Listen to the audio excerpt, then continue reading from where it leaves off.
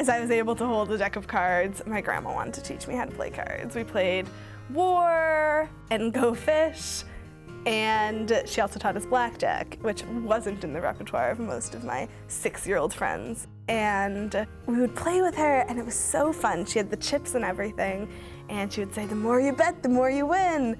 And we bet more, and the more we lost. And then she would take our money from us. She never gave it back. And of course, we would play with pennies. But it was just like, Grandma, how could you do that? That's our money. You have money, and we don't have money. And I think she just really liked watching us learn the different ways to play. She liked the mental control of it all, and she wanted to share that with us, I think.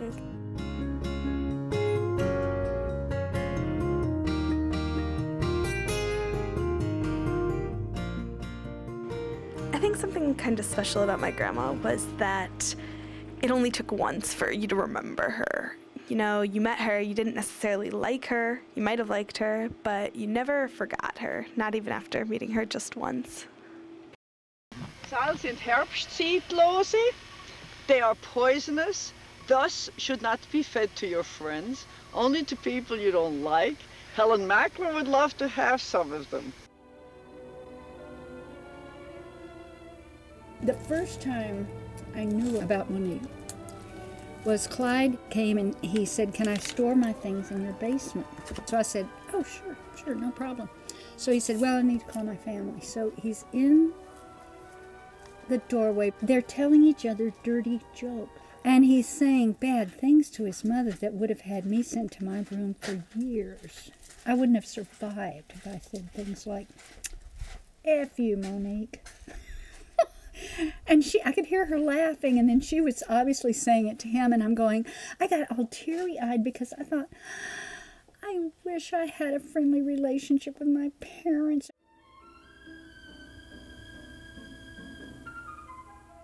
I think a really good way to talk about my grandma was as really unapologetic. You know, she was bold and strong, and she was intentional in what she did, I think. She didn't do things to make people feel good or comfortable. She did things because that's what she thought she should be doing. She did things because she thought they were right.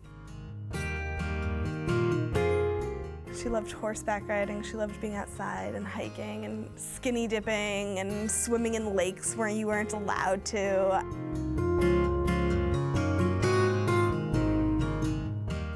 She imposed her belief on living in the moment, I think. Because she was a strong believer. When she dies, she's gonna die. There's no heaven, there's no hell. So it was cool because she just was like very blunt, like this is it, there's nothing after, and I'm gonna be me today, and it doesn't matter.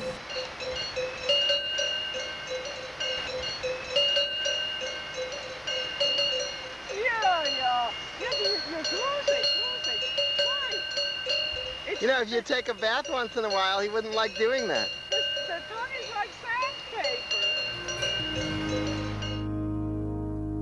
When I would visit her when I was a lot younger, we would go to the stables in New York, and she would bring a picnic with egg salad and iced tea, of course. And she would plant little gummy worms in the trees and bushes, and I would like to pretend like I thought that they actually grew there.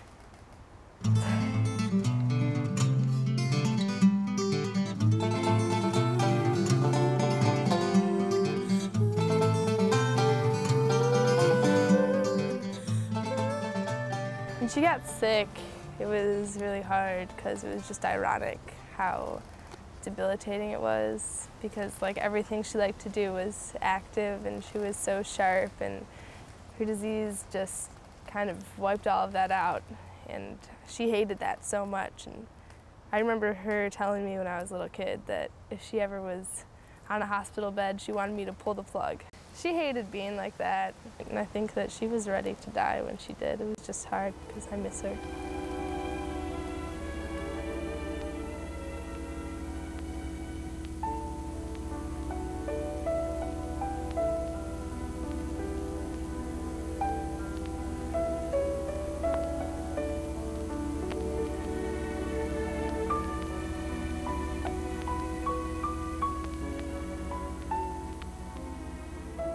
My grandma and I had traveled before, and for my 21st birthday, we had planned to go to Las Vegas. And unfortunately, she didn't make it, so after she died, my uncle decided to take me instead.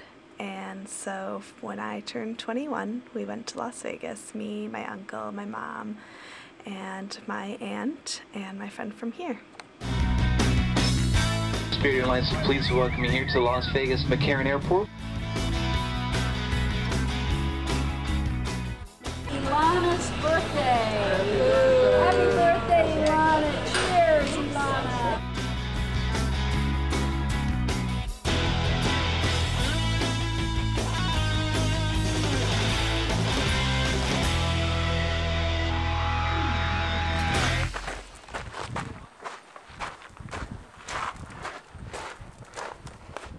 Going to Las Vegas for my 21st birthday was cool in and of itself, but also because it meant a weekend of doing things that my grandma would have liked to do. We went hiking in Valley of Fire and in Red Rocks. We had picnics and played blackjack. My grandma taught me to be myself because life is too short to spend it worrying about what others might think. She taught me the value of spending time outside and the importance of always having a Swiss Army knife on you. It was from her I learned my appreciation for horseback riding, Swiss chocolate, gardening in one's underwear, and the color purple. Going to Las Vegas with some of the people I care most about was a celebration of all that, and it was a celebration of what she meant and means to me. She became a real model of aging for me, of active aging, because my family were kind of these intellectual types who sat around and read all the time. To go out on a hike, no, they just walked around the neighborhood, things like that. The fact that, you know, she was skiing into her 70s and riding horses. I'll never forget the time she called and said that the horse threw her and then drug her. And I'm going, this woman is in her late 60s or early 70s, I can't remember. I didn't know how tough she was. That was just a great model for me of how you could age. You know, and be active. You didn't have to sit and crochet or something. She never seemed like an old person. She was always young at heart. I think a part of her still lives in me because she shared with me the things that she liked to do. So I think of her every time I go hiking or walking in the woods. I think of her in the gummy worm bushes, and they're all nice memories because she's so alive in them. He's coming out too. You're Nick. Yeah.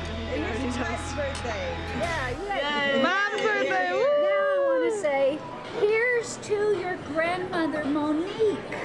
Cheers! Cheers! Don't break the top off the glass, okay? She would really like margaritas in there.